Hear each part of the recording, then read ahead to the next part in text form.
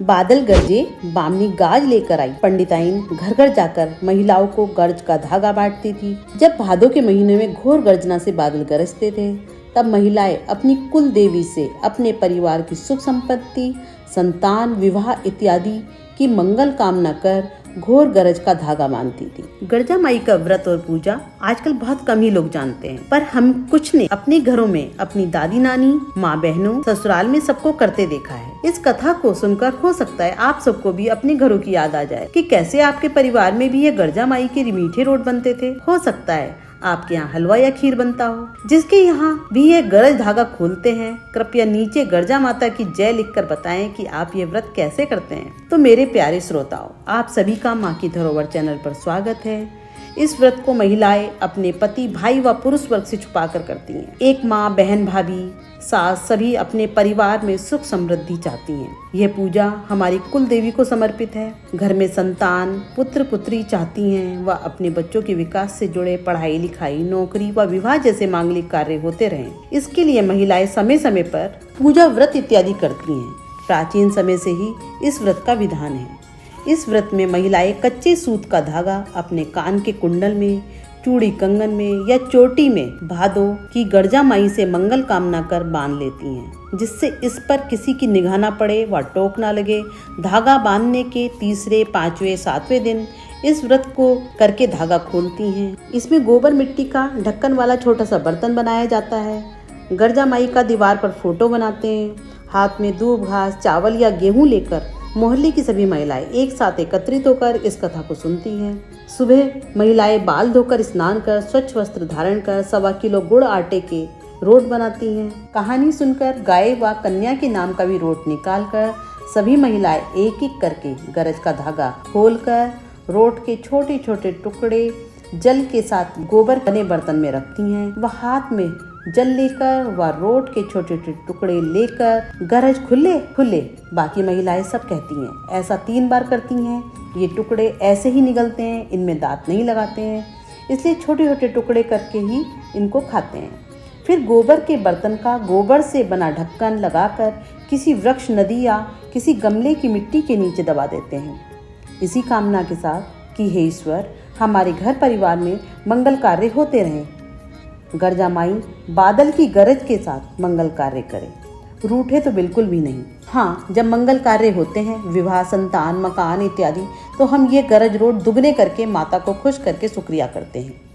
इन road को पुरुषों से छुपाकर बहन बेटियों, सास, ननद, देवरानी, जिठानी इत्यादि परिवार के साथ दूध या दही के साथ खाकर व्रत पूरा करते हैं। मंगल व शनिवार को दिन छोड़कर यह व्रत शुक्ल पक्ष के किसी भी शुभ दिन, रवि, सोम, बुध, शुक्र, द्वितीया, चतुर्थी या अनंत चतुर्दश तक कभी भी कर लेते हैं। ये व्रत भाद्रपद मास के शुक्ल पक्ष में अनंत चतुर्दश तक कभी भी कर सकते हैं। एक राजा और रानी अपने राजकाज में बहुत सुखी व संपन्न थे। उनके राज्य में सब सुखी थे। रानी यह संपन्नता हमेशा बनी रहे, इससे गर्जा माई के रोट हर साल करती थी। राजा रानी में बहुत प्यार था। एक दिन जब राजा भोजन कर रहे थे तो उन्होंने रानी से भी कहा, आओ भोजन करते हैं, पर रानी ने भूख न होने का बहाना कर भोजन नहीं करा। इस पर राजा अकेले ही भोजन करके शिकार खेलने के लिए निकल गया। पर राजा को रानी की चिंता हुई कि रानी की तबीयत सही थी या नहीं। शिकार न खेल आधे रास्ते से वह वापस हो गया। लौटने लगा, इधर रानी राजा के जाते ही गर्जा माई की पूजा के रोट बनाने लगी। अभी वो बनाकर संभाल भी नहीं पाई थी कि राजा शिकार से लौट आए और दरवाजे की कुंडी खड़खड़ाकर बोले, रानी दरवाजा खोलो, रानी दरवाजा खोलो। तब रानी ने वो रोट जल्दी से ऊपर टंगे छीके पर रख दिए। अब दरवाजा खोलने में देर होती जानकर राजा छत पर चढ़कर रोशनदान से झांकने लगा। तब राजा ने देखा रानी ने मोटे मोटे रोट छीके पर रखे हैं। राजा ने कहा, मेरी फूल सी कोमल रानी ये रोट खाएगी तो बीमार हो जाएगी। तब राजा ने मीठे रोटों को तीर से बीनकर चारों दिशाओं में फेंक दिया। इससे रानी बहुत दुखी हुई। रानी ने कहा, राजा जी, आपने यह क्या कर दिया? आपने बहुत बुरा किया है। पर राजा ने एक न सुनी। रानी को ये सब करने से रोक दिया। अब धीरे धीरे राजा के हाथी, घोड़े, सैनिक मरने लगे, ताल सूखने लगे, बाग उजड़ने लगे। दूसरे राजा उनके देश पर आक्रमण करने लगे। देश में बदहाली व भुखमरी की नौबत आ गई। तब एक दिन रानी ने कहा, राजा जी, चलो कहीं दूर किसी देश में चलते हैं, जहाँ हमें कोई पहचान भी ना पाए। वहाँ जाकर कुछ काम धंधा करते हैं। राजा को रानी की बात जच गई। और वो दोनों चुपचाप देश छोड़कर निकल पड़े। चलते चलते रास्ते में रानी का मायका पड़ा। रानी ने कहा, मैं अपने माँ व भाइयों से मिलती हुई चलूंगी। तब रानी ने अपने भाई के राज्य में पहुंचकर खबर पहुंचवाई कि उनकी बहन बहनोई आए हैं। तब भाई ने सेवक से पूछा, कैसे हाल से हैं? सेवक ने कहा, बड़े फटे हाल से। तब भाई ने कहा, उनको बाग में रुकने को कहो। माँ ने जब अपनी बेटी का समाचार जाना तो प्रेम से बेटी के लिए खिचड़ी बनाई। वह एक पतीले में खिचड़ी व बेटी के काम आ जाए इससे कुछ हीरे जवाहरात भी रखकर ले चली। बाग में जाकर माँ ने बेटी को गले से लगाया व खिचड़ी खाने का आग्रह किया। जैसे ही रानी ने खिचड़ी का पतीला खोला, उसमें कंकड़ पत्थर राख, उसके अलावा कुछ भी नहीं। तब रानी की माँ ने बताया, वो तो गर्म खिचड़ी व हीरे जवाहरात लाई थी। तब रानी ने कहा, माँ, हमारे बहुत बुरे दिन चल रहे हैं। तब रानी ने सेवक से कहकर वो कंकड़ पत्थर वहीं बाग में गड्ढा खोदकर दबवा दिए। राजा रानी माँ से मिलकर आगे निकल पड़े। चलते चलते अब राजा ने कहा, रास्ते में मेरे मित्र का घर पड़ रहा है, चलो चलते हैं। तब राजा ने सेवक से अपने आने की खबर मित्र तक पहुँचवाई। मित्र सुनते ही दौड़ता हुआ आया। उनके कुशल क्षेम पूछ, नहला धुला, सुंदर कपड़े पहनवाए, महल में जश्न का सा माहौल कर दिया।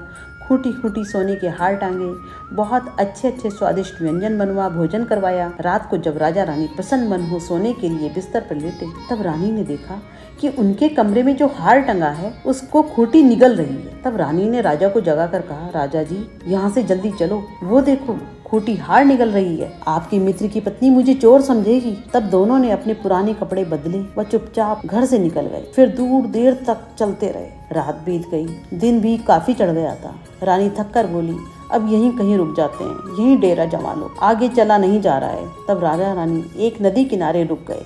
वो भूखे भी थे। तब राजा बोला, चलो रानी, तुम कुछ लकड़ी इकट्ठा कर चूल्हा बनाओ, मैं कुछ खाने के लिए शिकार लाता हूँ। राजा शिकार से एक तीतर लाकर रानी को देता है। वह रानी से कहता है, रानी, आप इस तीतर को पकाओ, तब तक मैं नदी में नहा कर आता हूँ। रानी तीतर पकाती है। वो ढक्कन खोलकर देखती है कि तीतर पका या नहीं, तो तीतर उड़ जाता है। राजा नहा कर आता है, कहता है कि आओ रानी, भोजन करें। रानी कहती है कि मुझे तेज भूख लगी थी, इसलिए सारा तीतर मैंने ही खा लिया। राजा बोलता है, बड़ी भूखी हो तुम। भूखा राजा रानी पानी पीकर ही उस दिन सो जाते हैं। अगले दिन फिर राजा शिकार से तीतर लाकर रानी को पकाने के लिए देता है और कहता है, आज अकेले मत खाना। उस दिन भी रानी जैसे ही ढक्कन खोलती है, तीतर उड़ जाता है। रानी आज भी अपना ज्यादा भूखा होने की बात कहती है। दोनों भूखे पानी पीकर ही सो जाते हैं। तीसरे दिन राजा तीतर लाकर रानी को देता है, कहता है, आज अकेले मत खाना, मैं भी खाऊंगा। रानी कहती है, आज तीतर आप पकाओ राजा जी, मैं जरा नहा कर आती हूँ। राजा ने भी जब ढक्कन खोलकर देखा कि तीतर पका या नहीं, तीतर उड़ जाता है। रानी नहा कर आती है, कहती है, चलो दोनों खाना खाते हैं। तब राजा कहता है, आज मैंने भी पूरा तीतर खा लिया, जैसे तुमने पिछले 2 दिन खाया। वो अपनी बदकिस्मती की बात समझ जाते हैं। अब वो कुछ कभी मांग कर, कभी छुटपुट काम करके दिन व्यतीत कर रहे होते हैं। फिर एक दिन रानी देखती है कि आज नदी किनारे काफी औरतें आई हैं, नहा रही हैं, कुछ बना रही हैं। ये क्या कर रही हैं? जानकर एक किनारे खड़ी हो गई। वह पूछने लगी कि आप सब यहाँ क्या कर रही हो? तब उन्होंने गर्जा माई के रोट करने की बात बताई। ये सुनकर रानी की आंखों में आंसू आ गए। उदास होकर बोली, कभी मैं भी गर्जा माई के रोट बनाती थी। तब सबने कहा, अब भी बना लो, नहाकर हमारे कपड़े पहन लेना, हम सब थोड़ा थोड़ा आटा गुड़ देते हैं, तुम रोट बना लो। तब रानी ने भी रोट बनाए। कहानी सुनी। रानी ने सोचा, मुझ गरीब के बने रोट कोई नहीं लेगा। तब रानी ने वो रोट वहीं नदी किनारे बाग में दबा दी और प्रसन्न मन से घर जाने लगी। उधर राजा को भी एक कोलू पर नौकरी मिल गई थी। राजा भी प्रसन्न मन से काम करते करते यकायक दीपक राग गा बैठा। तब उस नगर के सारे दीपक जल गए। ये देख वहाँ के राजा ने ढिंडोरा पिटवाया, जिस किसी ने भी ये दीपक राग गाया है उसे मैं अपनी बेटी का डोला व आधा राजपाट दे दूंगा। नगर राजा के सैनिक राजा को नगर राजा के पास ले आ जाते हैं। तब उस नगर के राजा अपनी बेटी की शादी राजा से करके आधा राजपाट भी राजा को दे देते हैं। अब तीनों बहुत सुखपूर्वक जीवन व्यतीत करने लगते हैं। तब एक दिन राजा रानी अपने राज्य की याद करते हैं। वह कहते हैं, अब हम पर सब कुछ है, क्यों ना हम अपने देश लौट जाना चाहिए। तब वह तीनों अपने देश लौटने लगते हैं। तब रानी को नदी किनारे बाग में अपने रोट दबाने की बात याद आती है। वह रथ रोककर सेवक से उस जगह को खुदवाती है तो देखती है वहाँ मोती माणिक जगमगा रहे हैं। वह उन्हें लेती है और राजा को अपने अच्छे दिन आने की बात कहती है। आगे चलते चलते वही राजा के मित्र का घर पड़ता है। मित्र को पता चलता है, वो वही प्यार से मिलता है, जश्न करता है, अच्छे अच्छे व्यंजन बना भोजन करके आओ भगत करता है। अब रात को जब राजा रानी थक कर सोने जाते हैं, तब रानी देखती है कि खूटी हार उगल रही है। रानी राजा को दिखाती है। वह मित्र व उसकी पत्नी को भी बुलवाकर यह सब दिखाती है। वह बताती है कि कैसे उनके बुरे दिन के समय ये खूंटी हार निगल रही थी, वह आज हार उगल रही है और आपने मुझे चोर समझा होगा। मित्र की पत्नी लज्जित हो गई, क्योंकि उसने ऐसा ही समझा था। अगले दिन वो मित्र से विदा लेकर अपने नगर की ओर चलते हैं। तब रास्ते में रानी का मायका पड़ता है। रानी सेवक को भेजकर खबर भिजवाती है। भाई सेवक से पूछता है, किस हाल से? सेवक कहता है, बड़े अच्छे हाल से। भाई कहता है, सीधे महलों में ले आओ। पर रानी महल न जाकर बाग में ही रुकती है। सभी भाई भाभी माँ उससे मिलने नए नए व्यंजन लेकर आते हैं और बोलते हैं, चलो महलों में चलो। पर रानी सेवक से उस जगह को खुदवाती है जहाँ माँ की लाई खिचड़ी का पतीला दबवाया था। सेवक वहाँ से वो पतीला निकालता है तो उसमें वही गरम खिचड़ी व पतीले के ऊपर हीरे जवाहरात जगमा रहे होते हैं। वे दोनों उसी खिचड़ी को प्यार से खाते हैं। वह हीरे जवाहरात उन्हीं को वापस कर देते हैं और विदाई लेकर अपने राज्य की ओर चलते हैं। नगर पहुंचकर धीरे धीरे राजा अपने शत्रु राजाओं को अपने देश से निकाल देता है। अब राजा का राज्य सुरक्षित था, राज्य के लोग सुरक्षित थे, राज्य की जनता सुखी संपन्न थी, हवा निर्मल थी, नदियां स्वच्छ थी, हाथी घोड़े कुशल मंगल थे, लोग प्रेम पूर्वक रहते थे। तब राजा ने अपने राज्य में सभी को घोर गरज की पूजा करने की मुनादी करवा दी। जैसे राजा रानी पूरी प्रजा का भला हुआ, हम सभी का भी हमारी कुलदेवी गर्जा माँ भला करे। इस कथा के साथ एक चुटक विनायी जी की भी कहानी कही जाती है, वो मैं दूसरी वीडियो में भेजती हूँ। आज के लिए इतना ही। 4 घड़े अमृत भरे, 2 कहने वाले के 2 सुनने वाले के। वीडियो अच्छी लगे तो अपनों के साथ साझा करना। जय माता दी।